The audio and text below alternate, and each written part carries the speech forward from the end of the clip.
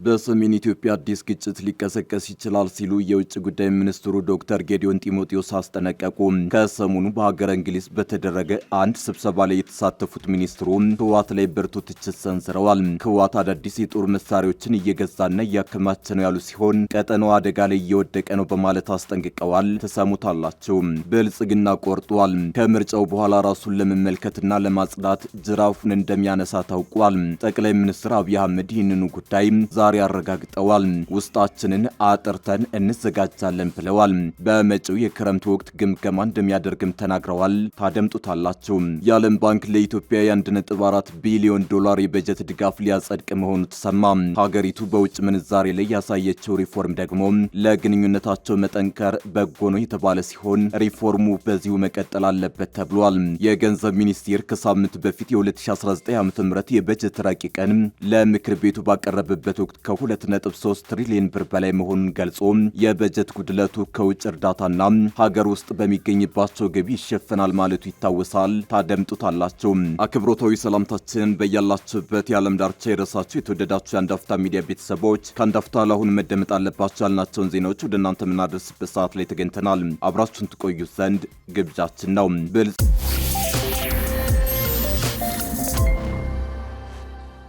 ብልጽግና ቆርጧል። ከምርጫው በኋላ ራሱን ለመመልከትና ለማጽዳት ጅራፉን እንደሚያነሳ ታውቋል። ጠቅላይ ሚኒስትር አብይ አህመድ ይህንኑ ጉዳይ ዛሬ አረጋግጠዋል። ውስጣችንን አጥርተን እንዘጋጃለን ብለዋል። በመጪው የክረምት ወቅት ግምገማ እንደሚያደርግም ተናግረዋል። ገዢው ብልጽግና ፓርቲ ቆርጦ ተነስቷል። የሚነሳበትን ብርቱ ትችትና ገንቢ ሂስ ተቀብሎ ትልልቅ ለውጦችን ለማድረግ እየተሰናዳ መሆኑ ታውቋል። ባለፉት ዓመታት ፓርቲው ራሱን እንዲመለከትና እንዲያጠራ ተደጋጋሚ ጥያቄዎች ሲቀርቡለት የነበረ ሲሆን በመጨረሻም ለዚህ ጥያቄ ከምርጫው ማግስት ጆሮውን ሰጥቷል። ጠቅላይ ሚኒስትር አብይ አህመድ በዛሬው ዕለት ባደረጉት ንግግር ውስጣቸውን እንደሚያጸዱ እንዲሁም እንደሚያጠሩ በይፋ ተናግረዋል።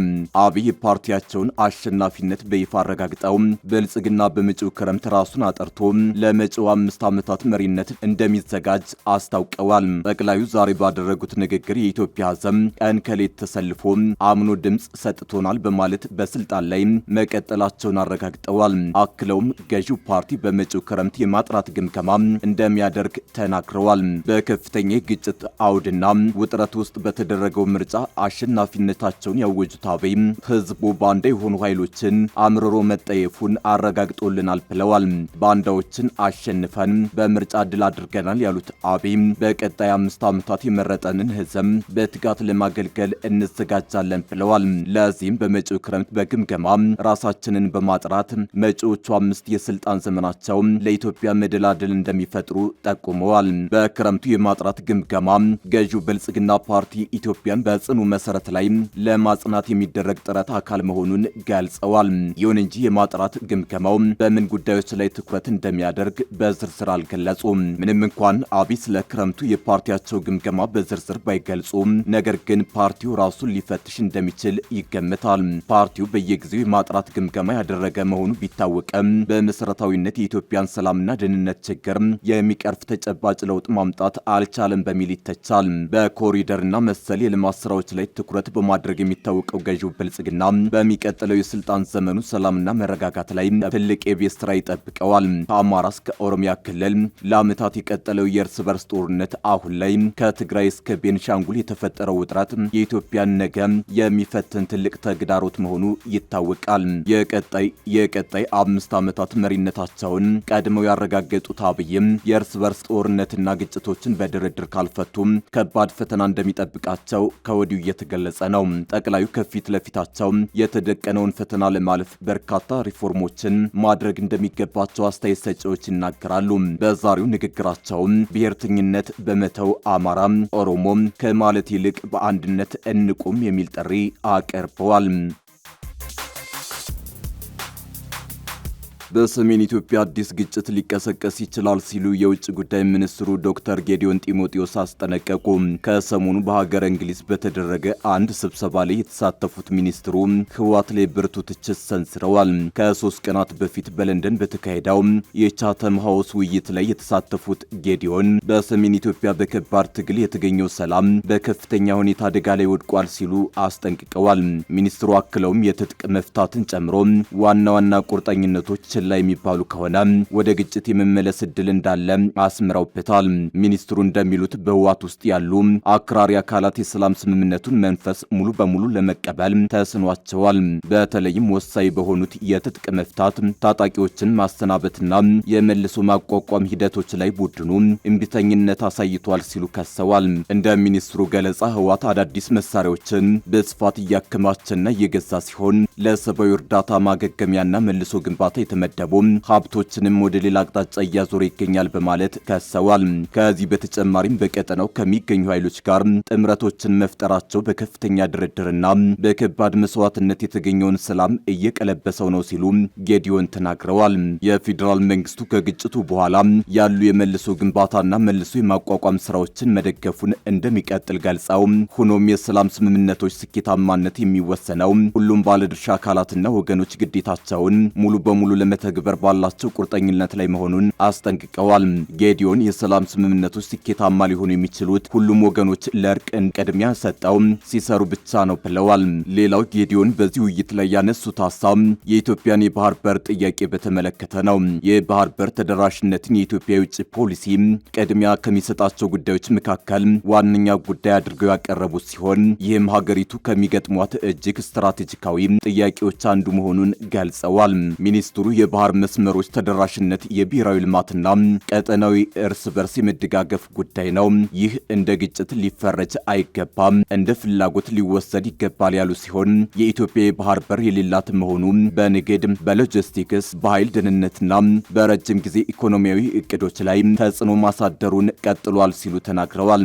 ይህ የውጭ ፖሊሲ ንግግር የቀረበው የኢትዮጵያ ወታደራዊና የገዢው ፓርቲ ባለስልጣናት የባህር በርን በተመለከተ ሉዓላዊ ተደራሽነት ሊኖር ይገባል በሚል በተደጋጋሚ የሚሰጧቸውን መግለጫዎች ተከትሎ ቀጠናዊ ትኩረት በከፍተኛ ሁኔታ በጨመረበት በኢትዮጵያ የውጭ ፖሊሲ አቅጣጫ ላይ ክርክሮች በበረቱበትና በቀይ ባህር ኮሪደር ውስጥ ሰፊ ጂኦፖለቲካዊ ፉክክሩ ባለበት ወቅት ነው። በተጨማሪም መግለጫው በፌዴራል መንግስትና በትግራይ እንዲሁም በአዲስ አበባና በአስመራ መካከል ውጥረቶች ባሉበት አውድ ውስጥ የተሰጠ ነው።